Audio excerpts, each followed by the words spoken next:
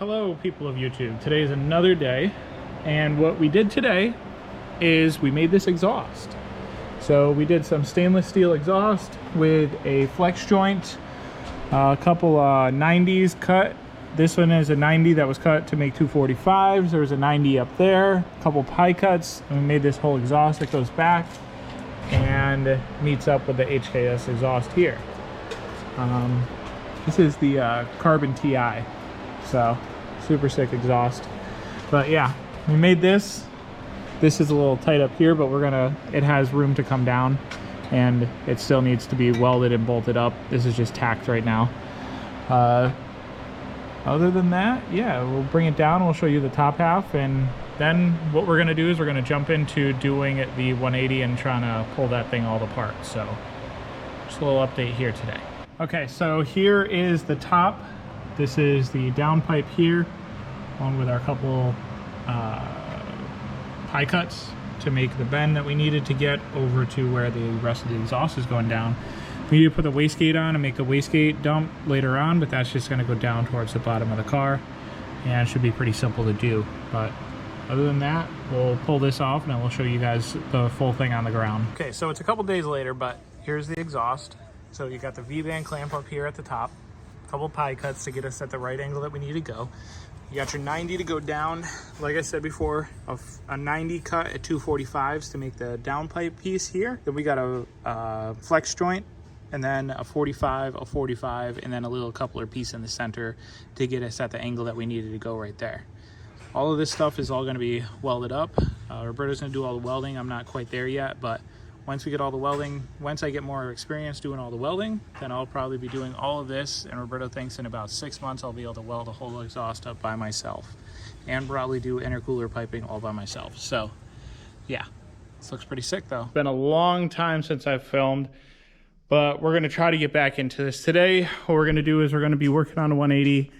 Yeah, I know you guys might not like the content on this thing, but once it's done, it's gonna be super sick, and I think you guys are really gonna like it. So what we're doing is, I already kind of started, we're gonna pull the whole interior out of this thing so we can take the dash out so that I can then start to pull the harness through, and we can see what we need to do for the harness here.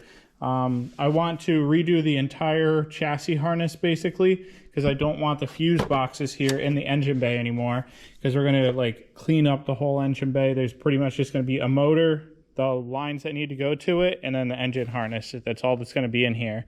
The rest is all gonna be like accessories like this, the catch can, the brake booster, the oil filter relocation.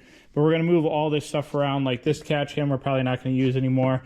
We're definitely not using this power steering reservoir because this thing leaks everywhere, and we're just going to get rid of a lot of this stuff because we don't need it anymore. So what we're going to do is we're going to start taking out the interior so that the engine harness can come apart.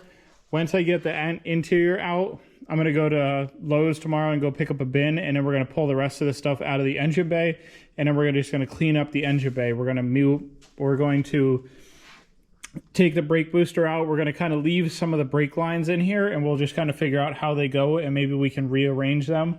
I kind of just like that there's just one right here that goes to the front brake down there. So we'll probably leave that one and the one that goes to that side, because those two really aren't seen that much. The other stuff that we're going to do is we're just going to clean it up. So let's go ahead and continue with the inside in here. We got the seats out already. Now we're going to start taking out the center console. I'll probably leave the back half for a little bit later. But the main thing right now I want to do is get the dash out. Once we get the dash out, we'll be in really good shape. And I'm really afraid of that cowl piece up there at the top. The thing is probably so brittle. So let's go ahead and get this dash out now.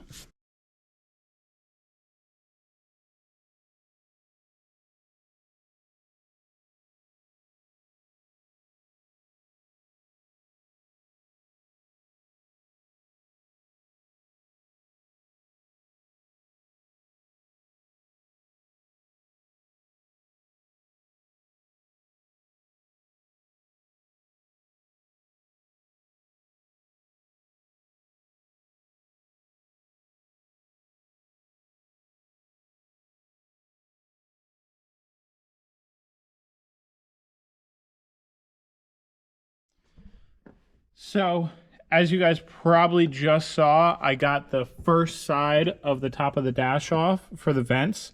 I went from the underside on this side and I saw the tabs underneath and I kind of pushed them. 3 of them broke, 1 of them didn't.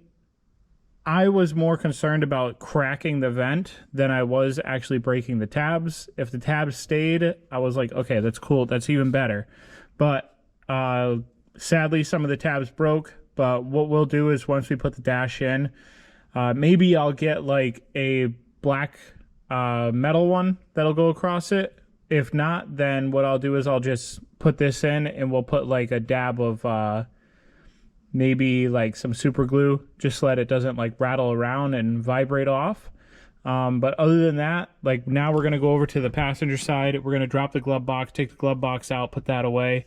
And then what we'll do is we'll go and we'll try to push that other side of the vent up, take off the screws that need to be that need to come off over there. Then we'll work on the very center console right here, pull those pieces out, and then we should be able to pull the whole dash out. Last thing we'll do is we'll drop the steering column. Just forgot about that. Okay, so the dash is out now, and there's a lot of stuff behind here. Realistically, the only vents that I really want in here are going to be this one, the 2 centers, and then probably the one on the side or the 2 that go directly at you that are in the dashboard. Other than that, the rest of them I don't really care about. So we're going to be taking a lot of this stuff out. The only thing that I want in here is just a fan to blow some like air around inside. So that's kind of what we're going for in here. So what we're going to do is we're going to start pulling apart the rest of this stuff here. We're going to take all the harness off of the crash bar inside. We're going to take all the AC stuff out, all the heat stuff out. And basically what I want to have in here is just this blower motor right there, and then the vents that go to it. So we're going to have to figure out how to do something with that. And yeah, we might not be able to have any of this stuff. And we'll have to just figure something else out. Maybe I'll do some ram air from outside coming from this vent here, and I'll make a pusher outside to go into the vent to then just push the air inside. So that will get some air from outside. Other than that, that's pretty much it. So let's go ahead and start to take apart some of the rest of this stuff. And yes, I should have really filmed me taking out the actual dashboard, but we'll film something else, taking some of this stuff out. We'll do another little time lapse of it here, trying to take some of this stuff off, and let's go now.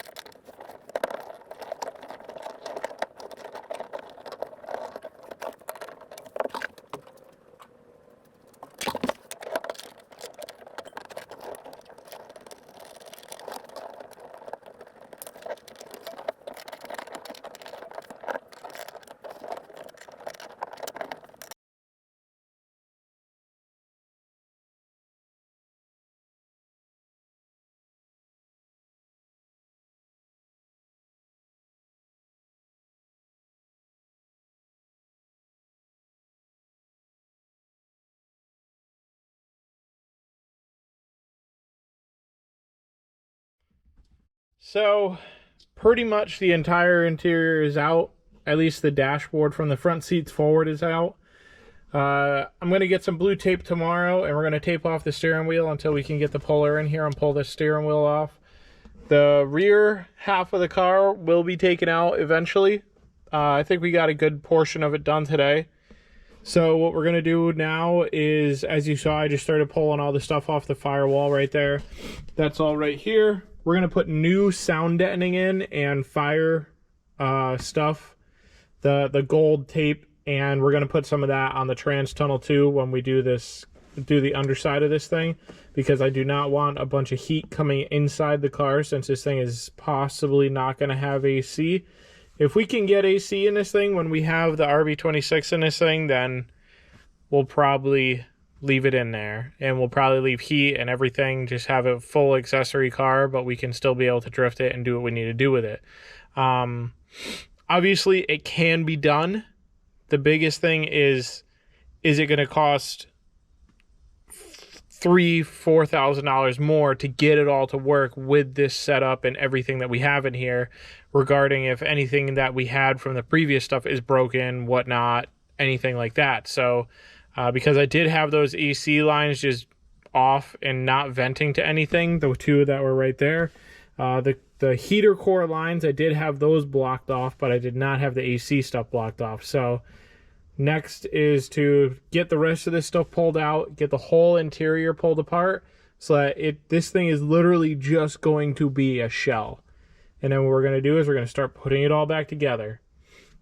Once we get the rest of the interior out, we're going to vacuum it out. We're going to clean up the inside, try to get as much as we can done. We're going to take all the brackets and everything off, and we're going to spray paint everything. And then what we're going to do is we're going to go ahead and we're going to start mocking things up, how I want the ECU to sit, how I want this to be in there, how I want that to be in there. If we don't run AC, we have a whole piece right here that we can use. Pretty much the whole back of the firewall right here is available to be used for everything. I also have a full custom harness coming for the chassis itself to wire the lights, the doors, the fans, the AC control. If we do that, everything will be on this little box, and we're going to mount that somewhere back here right behind the firewall. Maybe we'll do a hanging bracket that'll come down something right around here, and it'll let it hang right in here so that we don't have to drill holes or whatnot through this. Because I don't want to do that. And yes, so that's what we're going to try to start doing once we get that harness and stuff. Start wiring everything up so that we can have everything still.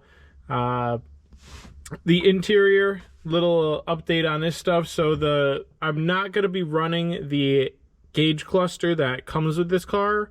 I'm going to be getting one later on that's actually really cool. I'm not going to really disclaim it just yet because I don't want to not get it and then go back on my word. And then no, it is not a race pack dash or anything like that. I don't really like the race pack dash. I want something to fit into that spot and not have a bunch of other stuff on the sides, like blank openness. So we're going to be doing something like that. Other than that, guys, we'll just pick this up a little bit later. We'll see how much footage we got, and we'll pick this up at a later date. It's pretty late, so that's about it for right now.